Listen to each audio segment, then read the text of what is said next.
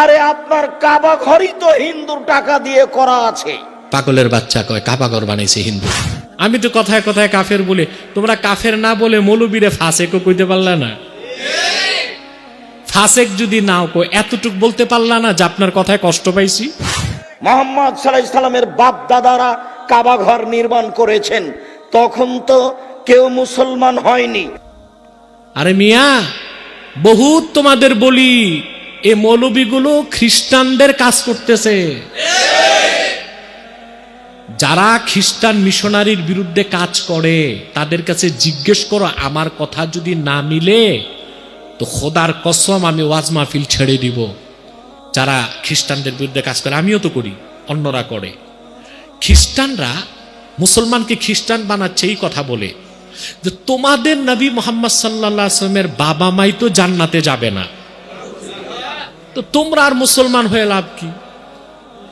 উনি তো ওনার বাবা মাকেই বাঁচাতে পারবেন না। বক্তা কতটা মূর্খ, মানসিক রোগী হলে বলতে পারে কাবাগর হিন্দুরা তৈরি করছে। আর আলেমদের দ্বন্দ্ব দেখলে ভ্যাঁ ভ্যাঁ করে কান্দ। এই যে ভ্যাঁ ভ্যাঁ করে কান্দে বক্তা, এটা হচ্ছে মগর মছলি কি রোলাই, কুমির যে কান্দে ধোকাবাজ। খুব দুঃখ দেখায়, আমরা ঐক্য চাই, ঐক্য চলে যাচ্ছে বেটা। অনৈক্যের নামে ভ্যাঁ ভ্যাঁ কান্দ। কাবাঘর বানাইছে হিন্দুরা, তোমাদেরই শেখ বলছে, তখন চোখের পানি কই গেছে। এই মৌলবীর ইতিহাস দেখেন, 3 পুরুষ আগে তার বাপ দাদা হিন্দু ছিল, এই জন্য টানটা গেছে দাদা পরদাদার দিকে।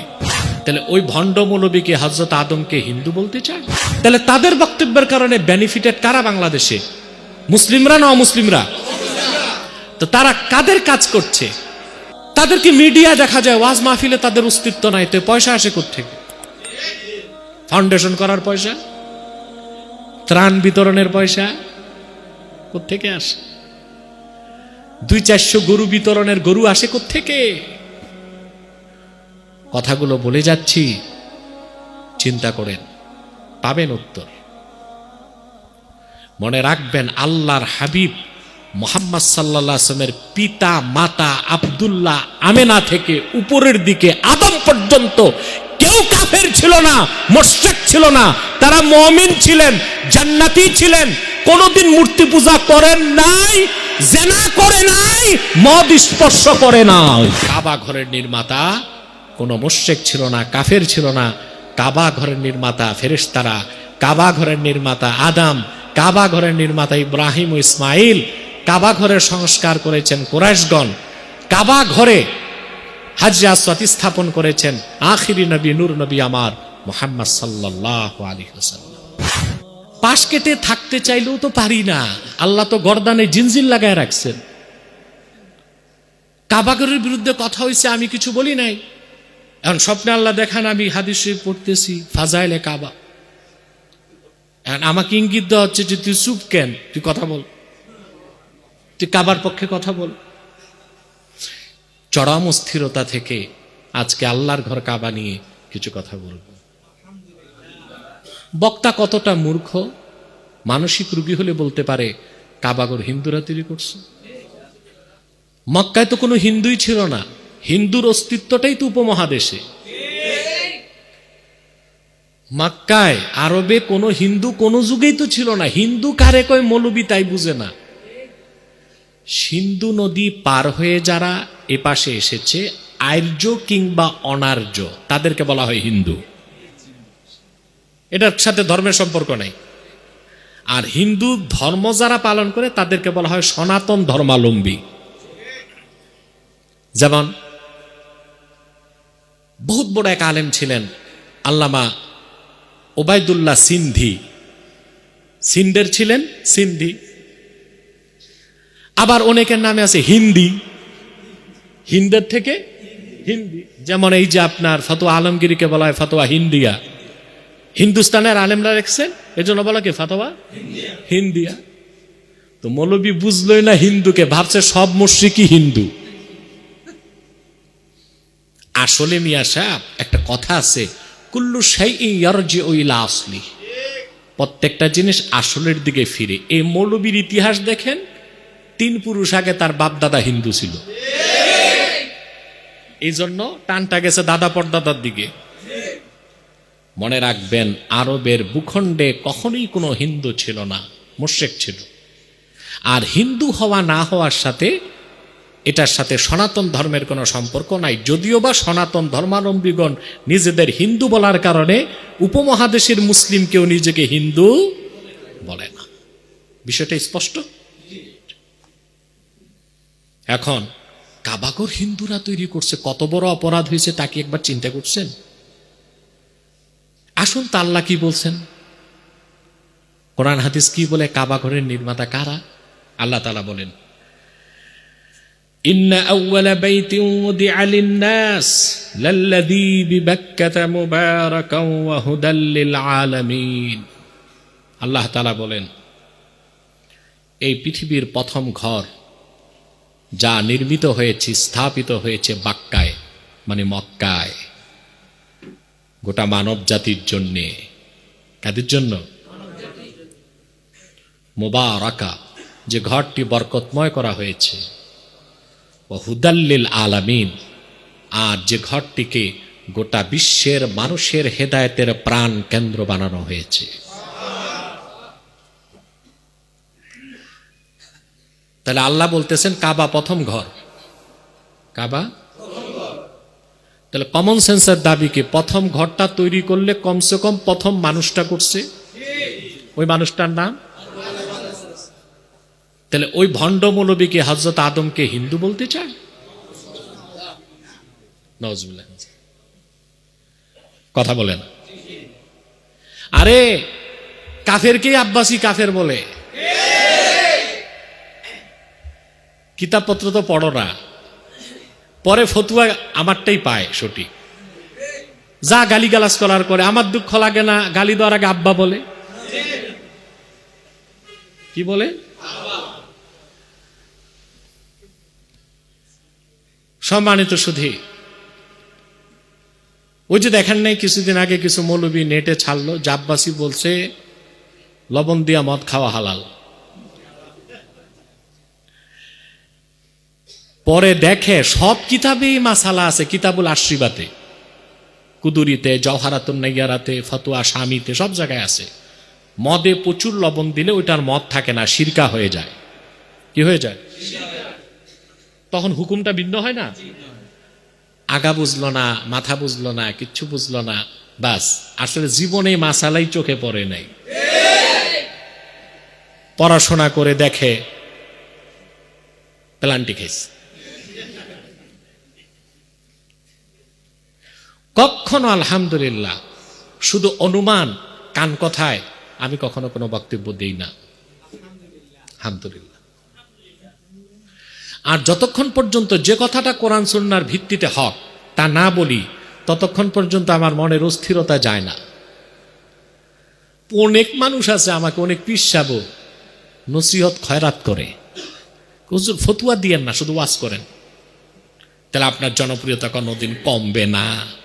তো জনপ্রিয়তার জন্য যে ওয়াজ করে এই লোকটা কি জান্নাতে সহজে যাবে? দেখেন তো তাদের এখলাসের কি অবস্থা।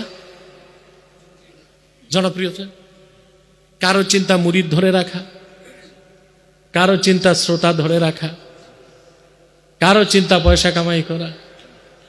এই যদি হয় আমাদের মনের এখলাসের অবস্থা, তা আমাদের নিজেদেরই কি কল্যাণ আর উম্মতের কি কল্যাণ হবে? কিছুই তো হবে না। ইয়াতের ব্যাখ্যায় আল্লামা হাফিজ ইবনে কাসির রাহমাতুল্লাহি আলাইহি আল বেদায়া নেহায়াতে প্রথম খণ্ডে অনেকগুলো মত তুলে ধরেছেন এবং অনেকগুলো কিতাবের তাখরিজ আমার এখানে আছে। কিতাব তো সব আছে আল্লাহ দিলে, মৌলবী তো আসে না বুঝতে, মৌলবীরা বুঝেন না। হযরত ইবনে কাসির রাহমাতুল্লাহ বলেন, ফাইন্না যাহিরাল কুরআন ইয়াকতাজি আন্না ইব্রাহিমা আউয়ালু মান বানাহু মুবতাদিয়া।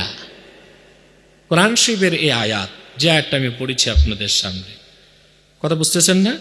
সূরা আলে ইমরান থেকে পড়েছি। কোন সূরা? 96, 97 দুটো আয়াত। কোরআনের শব্দগুলো এ কথা সাক্ষ্য দেয়। কোরআন কারীমের আয়াত থেকে বাহ্যিক এটা বোঝা যায় কাবাগর প্রথম নির্মাণ করেছেন হযরত ইব্রাহিম। কে করছেন? আলাইহিস সালাম। ওয়া আউয়ালু মান আসসাসাহু, এবং কাবাগরের প্রথম ভিত্তি স্থাপন তিনি করছেন।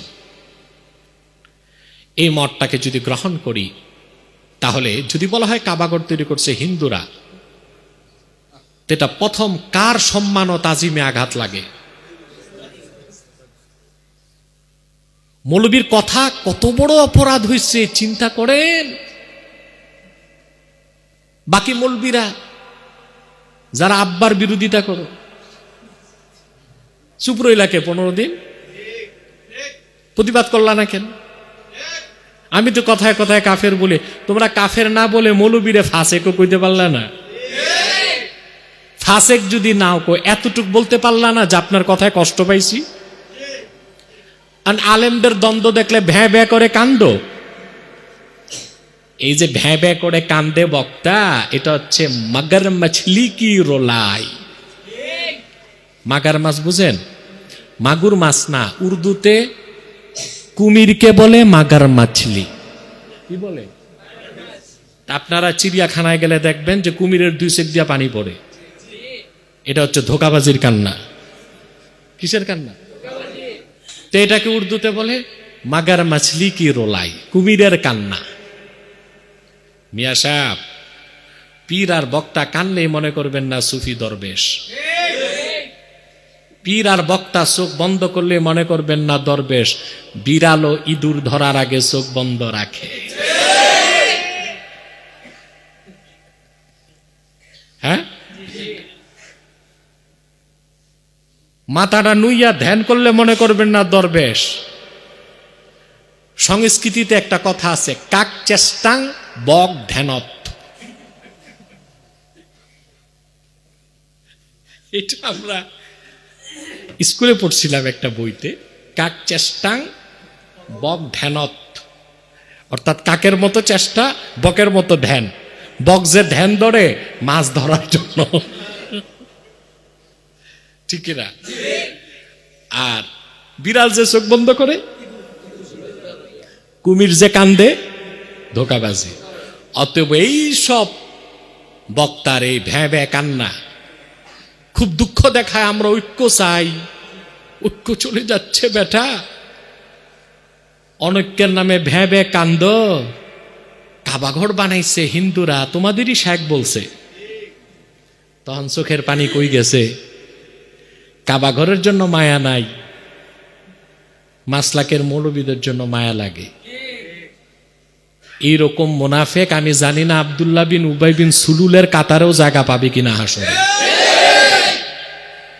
ভণ্ড, প্রতারক, ধোকাবাজ, জাতির সাথে গাদ্দারি করছে। পৃথিবীর কোথাও বক্তারা এইরকম লাগামহীন বক্তব্য দিতে পারে না। বাংলাদেশে যা হয় পৃথিবীর কোথাও তা হয় না। যান না আপনি উপমহাদেশের বাইরে, আরব বিশ্বে যান, ইউরোপ আমেরিকায় যান, দেখেন স্কলাররা কত পড়াশোনা করে কথা কয়। কেন ওখানে তো সুযোগ নাই আপনি আলখেল্লা লাগায়া ওয়াজ করবেন। আমার এই নারায়ণগঞ্জ পাটের অফিসে পাটের বেল টানতো, বুঝলেন, 90 দশকে। এরকম লোক এখন বক্তা। আমি নাম বললাম না, কারণ আমার মধ্যে নোংরামি নাই।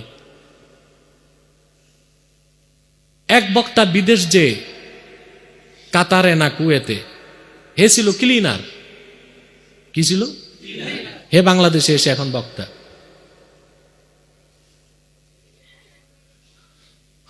কেউ দেখা যায় অনার্স মাস্টার্স পাস করে নিজে নিজে শিখে এখন হয়ে গেছি স্কলার। কি হয়েছে? বাংলাদেশে যা হয় পৃথিবীর কোথাও তো তা হয় না। মানুষ ওয়াজ মাহফিল শুনতে যায় ঈমান বাড়ানোর জন্য, আর এখন বাংলাদেশে কিছু বক্তার কারণে ওয়াজ মাহফিলে গেলে যে ঈমান নিয়ে যায় ওটাও রেখে আসে। তার মানে কি বাংলাদেশে হক্কানি আলেম পীর মাশায়েখ নাই? বহুত আছে। তারা মিডিয়াতে নাই, পত্রিকায় নাই, তারা জনপ্রিয় না, কিন্তু নির্জনে নিভৃতে অনেক হক্কানি আল্লাহওয়ালা পীর মাশায়েখ বক্তা মুহাদ্দিস মুফাসসির বাংলাদেশে নীরব বিপ্লব করে যাচ্ছে। তাদের কারণেই দেশটা টিকে আছে। কিন্তু মিডিয়াতে যে বক্তাগুলো আসে অধিকাংশই পড়াশোনা নাই, লাগামহীন বক্তব্য দেয় এবং তারা মানুষের ঈমানকে নষ্ট করছে। তাইলে আল্লাহর কোরআন থেকে আমরা জবাব পাই। ইবনু কাসির বলেন রাহমাতুল্লাহ আলাইহি যে কাবাঘরের প্রথম নির্মাতাকে, তাহলে অবশ্যই হিন্দুরা কাবাঘর নির্মাণ করে নাই। আর হিন্দুর তো প্রশ্নে আসে না, মুশরিক বা কাফেররা কাবাঘর নির্মাণ করে না। এরপর এখানে হাদিস এসেছে সহিহ বুখারীর, ওয়া থাবাতা ফিস সহিহাইন আন আবি যার রাদিয়াল্লাহু তাআলা আনহু قال قلت يا رسول الله صلى الله عليه وسلم أي مسجد উদিআ আউয়াল। আবু যার রাদিয়াল্লাহু তাআলা আনহু বলেন, আমি আল্লাহ রাসূল সাল্লাল্লাহু আলাইহি সাল্লামকে জিজ্ঞেস করলাম এই জমিনে প্রথম মসজিদ কোনটি নির্মিত হয়েছে। ক্বালা আল মসজিদুল হারাম, মসজিদুল হারাম কাবাঘর। কুলতু সুম্মা আইয়ু, তারপর কোনটি নির্মিত হয়েছে। ক্বালা আল মসজিদুল আকসা, তারপর নির্মিত হয়েছে মসজিদুল আকসা। কুলতু কাম বাইনাহুমা, দুই মসজিদের নির্মাণকালের সময়ের ব্যবধান কতটুকু। ক্বালা আরবাউনা সানা, 40 বছর। কত বছর? হাদিসটি ইমাম বুখারী কিতাব আহাদিসিল আম্বিয়াতে উল্লেখ করেছেন, হাদিস নাম্বার 3366, এবং ইমাম মুসলিম কিতাবুল মাসাজিদ এই অধ্যায়তে হাদিসটি উল্লেখ করেছেন, হাদিস নাম্বার 520। এখন কথা বুঝতেছেন? এরপরে ইবনু কাসির বলেন, ওয়াকাদ তাকাল্লামনা আলা হাদা ফিমা তাকাদ্দামা, এই বিষয়টি না আরো কথা আগে আলোচনা করেছেন, সেটা উল্লেখ করলেন। ওয়া আন্নাল মসজিদাল আকসা আসসাসাহু ইসরাঈল ওয়া হুয়া ইয়াকুব আলাইহিস সালাম। কাবাঘরের নির্মাতা ইব্রাহিম, আর মসজিদ আকসা নির্মাণ করছেন, ভিত্তি স্থাপন করছেন ইসরাইল, ইয়াকুব আলাইহিস সালাম। কে? কথাগুলো শুনতেছেন? হ্যাঁ, হযরত ইয়াকুবের এক নাম ছিল ইসরাইল, এটা সুরিয়ানি ভাষা। কি ভাষা? ইসরা মানে আব্দ, এল মানে আল্লাহ, ইসরাইল মানে আব্দুল্লাহ। ওনার বংশধরকে বলা হয় বানি ইসরাইল। ইব্রাহিম আলাইহিস সালাম, ওনার বড় ছেলে ইসমাইল, যার বংশে নূর নবী মুহাম্মদ সাল্লাল্লাহু আলাইহি ওয়াসাল্লাম। আরেক ছেলে ইসহাক, ইসহাকের বংশে হযরত ইয়াকুব। হ্যাঁ, ইয়াকুবের বংশে ওনার 11 সন্তান, এর মধ্যে একজন ছিলেন ইউসুফ। এক ছেলের নাম ছিল ইয়াহুজা, তার থেকে ইয়াহুদি। আর হযরত ইয়াকুবের বংশধর ইসরাইল নাম ছিল তার, এর জন্য বানি ইসরাইল। কথা বুঝতে পেরেছেন? যে ঘুমায় তার এখান থেকে উঠায় দেন, কেউ ঘুমাতে পারবে না। এই জন্য বাঙালি মরছে, শুধু খায় আর ঘুমায়, আর কোনো কাজ শিখেন। আর আকামের কামলা, কোথায় আর্জেন্টিনা কোথায় ব্রাজিল, এরা নাচতে নাচতে কাপড় খুলে দিচ্ছে। পাগলের বাচ্চা, কাজের কাজ কিচ্ছু নাই। ওইদিকে মেসি, কি নাম, মেসি না মুসি, ওই বেটা চিন্তায় পড়ছে যে এই বাংলাদেশ এটা পৃথিবীর কোন জায়গায়, যা আমাদের জন্য আত্মহত্যা করতেছে। নিজের দেশের পতাকা বাদ দিয়ে আমাদের পতাকা নিয়ে নাচানাচি করতেছে। তারা হাসে পাগলামি দেখে। আর্জেন্টিনাতেই উন্মাদনা নাই, বাংলাদেশে যে উন্মাদনা, ব্রাজিলেই উন্মাদনা নাই, বাংলাদেশে যে উন্মাদনা। ওই আকামের কামলা, খায় আর ঘুমায়, ভালো কাজ কম, খারাপ কাজ, আর শুধু ফিরি টোকায় ফিরি। কথা বুঝতেছেন? তাহলে আমরা কি পেলাম? কাবাঘরের নির্মাতা ইব্রাহিম আলাইহিস সালাম, বাইতুল মুকাদ্দাসের নির্মাতা ইয়াকুব আলাইহিস সালাম। তো দোনোটা ঘরের নির্মাতা দুইজন নবী, আর মসজিদ নববীর নির্মাতা সাইয়্যিদুল মুরসালিন মুহাম্মদুর রাসূলুল্লাহ সাল্লাল্লাহু আলাইহি ওয়াসাল্লাম।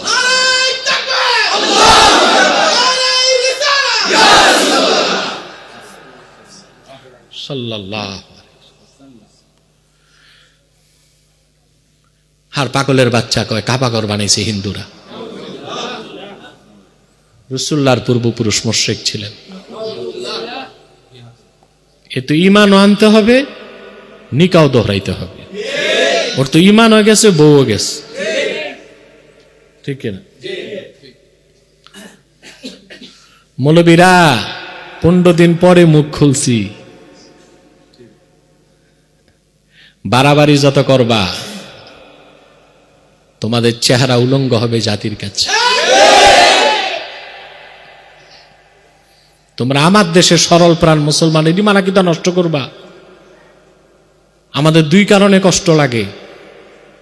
এক, মুমিন ভাই নষ্ট হবে, এটা বরদাস্ত হয় না। দুই, এ বাগান সাজাইছে কারামত আলী জনপুরি রহমতুল্লাহ, এ বাগানের আগাছা পরিষ্কারের দায়িত্ব তার বংশধরের। এজন্য চুপ থাকতে চাইলেও চুপ থাকতে পারি না। কথা বুঝতেছেন? বুখারী এবং মুসলিমের মধ্যে হাদিস এসছে বা সানাদ, এখানে তাখরিজ আছে আমার কাছে, তা আপনাদেরকে আর সনদ আর তাখরিজ শোনায় কি করবো, হাদিস শোনায় দিচ্ছি।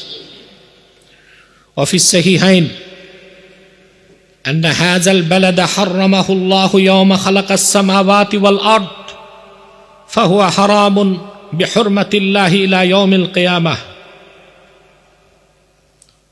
চিন্তা করছেন? আল্লাহ রাসূল সাল্লাল্লাহু আলাইহি ওয়াসাল্লাম ইরশাদ করেছেন, إن هذا البلد حرمه الله يوم خلق السماوات والأرض فهو حرام بحرمة الله إلى يوم القيامة।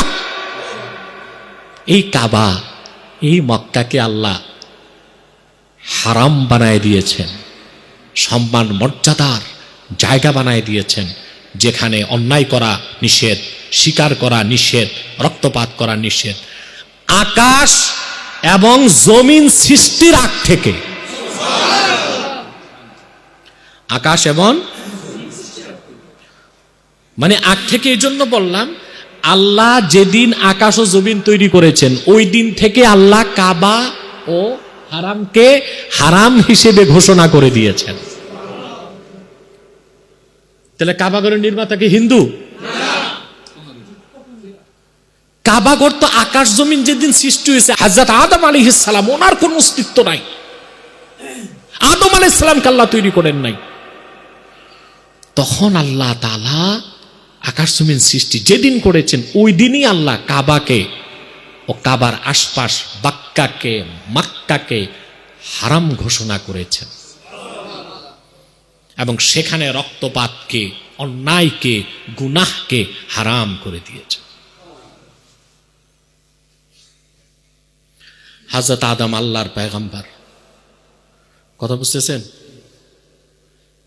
আমরা আদম আলাইহিস সালামের নামটা ঠিক মতো নিলাম তো? হ্যাঁ, পরে না, তওবা করেন, আস্তাগফিরুল্লাহ রাব্বি মিন কুল্লি যামবি ওয়া আতুবু ইলাইহি, আশহাদু আল লা ইলাহা ইল্লাল্লাহ ওয়া আশহাদু আন্না মুহাম্মাদান আবদুহু ওয়া রাসূলুহু সাল্লাল্লাহু আলাইহি ওয়াসাল্লাম। আল্লাহর কোন একজন নবী পূর্বের কোন একজন নবীর শানে ন্যূনতম বেয়াদবি কুফর। এটা কি? আল্লাহ তাআলা আমাদেরকে কুফর থেকে রক্ষা করুন, শিরক থেকে রক্ষা করুন। তাহলে কাবা, মক্কা এগুলো সৃষ্টির শুরু থেকেই বরকতপূর্ণ, পবিত্র। সুবহান, কথা বুঝতেছেন? শুধু কি তাই, ইমাম বাইহাকি একটা রিওয়ায়াত এনেছেন দালাইলুন নবুয়াতে। কোথায়?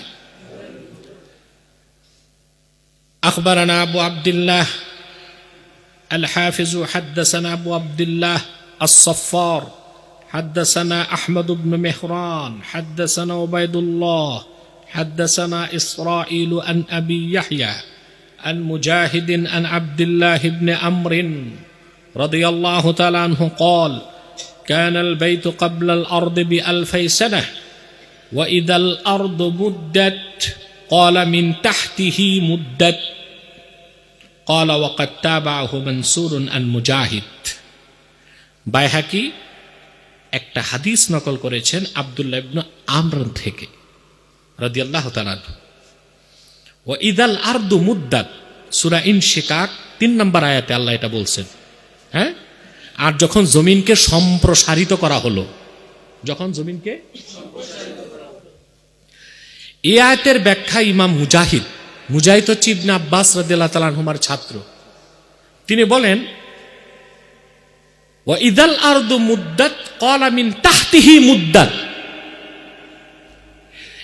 আল্লাহ সুবহানাহু ওয়া তাআলা কাবাঘর জমিন সৃষ্টির 2000 বছর আগে আল্লাহ নির্ধারণ করছে। পৃথিবী ছিল না, শুধু কাবাঘরের জায়গা ছিল, আর কাবাঘরের জায়গার নিচ থেকেই মুদ্দাত জমিনকে সম্প্রসারিত করা হয়েছে। সুবহানাল্লাহ। তো কাবাঘরের নির্মাতা হিন্দু, কাবার স্রষ্টা আল্লাহ, নির্মাতা নবীগণ। সুবহানাল্লাহ বলবেন না? কথাগুলো খেয়াল করতেছেন?